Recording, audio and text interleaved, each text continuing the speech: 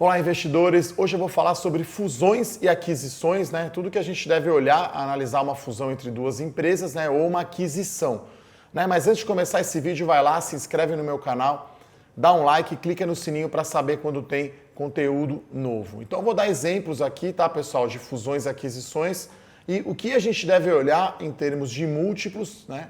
De mercado, para saber se essa fusão está gerando valor ou não para os acionistas e falar também da questão estratégica, né? Acho que a questão estratégica até é a mais importante. Eu lembro esse ano de 2019, né? Foi anunciada uma fusão entre a Marfrig e a BRF.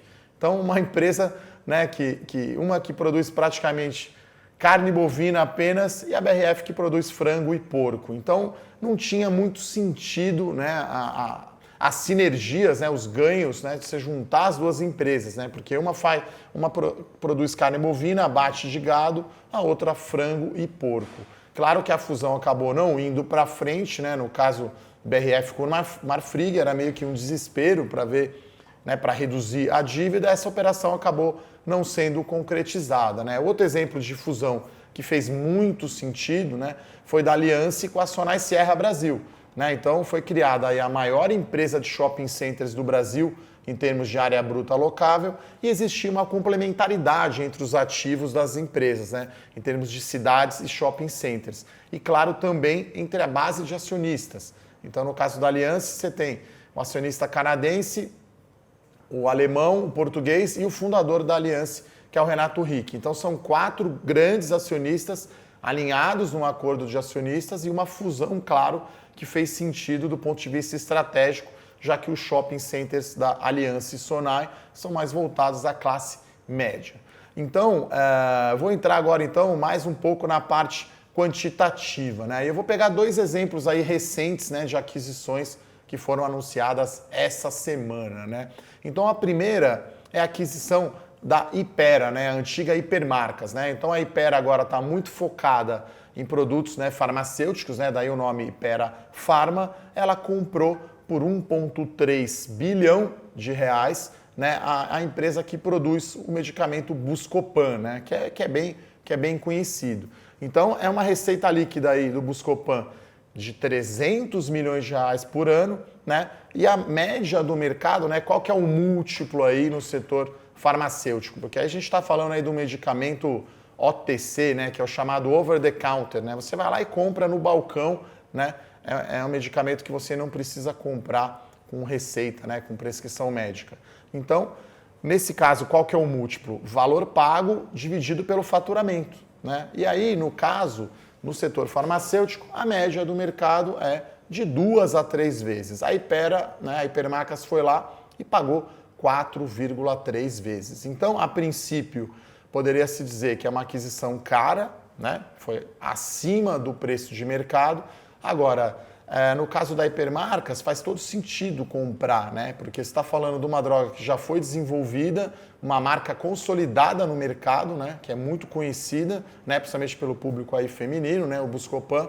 Então, olhando no curto prazo, parece caro, e aí a reação do preço das ações foi positiva, né? Então, no dia que foi anunciado, as ações subiram quase 4%. Então, mesmo o mercado achando o múltiplo um pouco mais caro, você tem que olhar o efeito, né, na companhia no longo prazo. E aí, no caso da Hypera, faz todo sentido você expandindo para outros remédios OTC, né, over the counter, que tem marca forte e que tem uma margem muito alta. Então, no fim do dia, vai ter sim sinergias, né, com a Hipermarcas, porque é aí que você justifica esse múltiplo mais caro, né? O que é a tal da sinergia? É você ter um ganho operacional, né? Como a Hipermarcas tem um portfólio de medicamentos, de remédios, ela vai ter uma eficiência melhor de logística, de custos e vai ter um retorno mais alto. Então, esse é um dos casos, né, que eu trouxe aqui sobre fusões e aquisições. No caso aqui é mais uma aquisição, né? No começo do vídeo eu falei de BRF Marfrig, Aliança e Sonae, que é um caso clássico, né, de fusão, né? 2 empresas se juntando.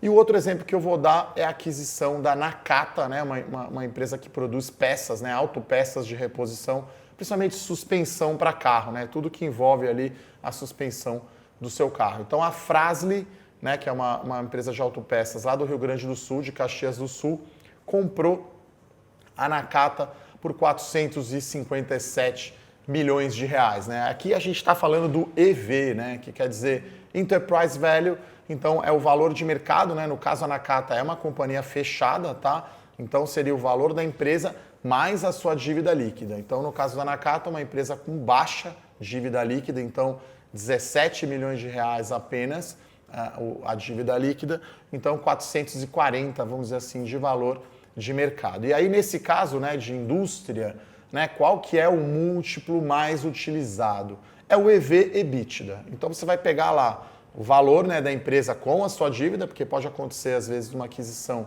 uma empresa em dificuldade ter uma dívida alta e aí vem uma empresa maior com caixa e compra aquela empresa para reestruturar. Então você vai ver o EV sobre o EBITDA, né? Eu já falei algumas vezes aqui no meu canal, o EBITDA é uma medida de rentabilidade, de geração de caixa da empresa, né? E aí eu fiz a conta aqui, o valor pago foi por volta aí de 7 vezes o múltiplo EV/EBITDA.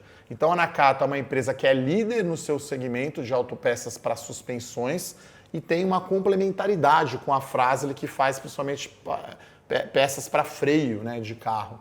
Então a marca é muito forte da Nakata, então a Fras-le comprou. A gente está falando aí de uma empresa que vai trazer um faturamento de 500 milhões de reais por ano, então esse 500 milhões representa aí 40% do faturamento da Fras-le. Então é uma aquisição muito relevante, não à toa as ações subiram 15% quando foi anunciada a aquisição, né? Então, Eduardo, como você explica essa alta tão forte?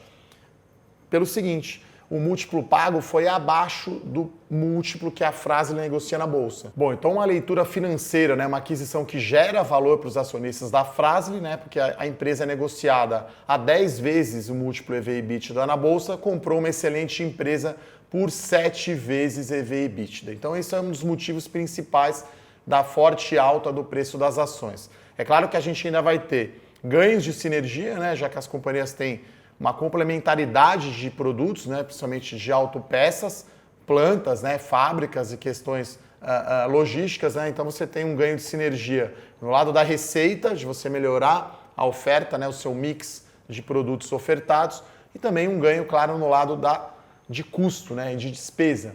Então é bem positiva a leitura dessa aquisição. É claro que as sinergias levam tempo, né, e é difícil estimar. Então, uma primeira conta que o mercado sempre vai fazer é essa.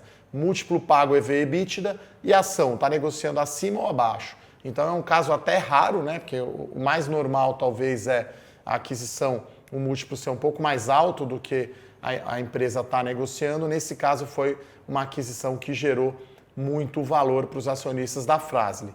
Então, esse era o assunto do vídeo de hoje. Então, né, como abordar fusões e aquisições, aspectos qualitativos, principalmente do ponto de vista estratégico, para ver se o negócio faz sentido, né? O BRF Marfrig não fazia sentido, e também o aspecto quantitativo, ou seja, o múltiplo pago gerou valor para o acionista. Então era isso, pessoal. Se você gostou desse vídeo, dá um like e mande sugestões de empresas e setores para eu falar aqui no canal. Um abraço, até a próxima. Tchau, tchau.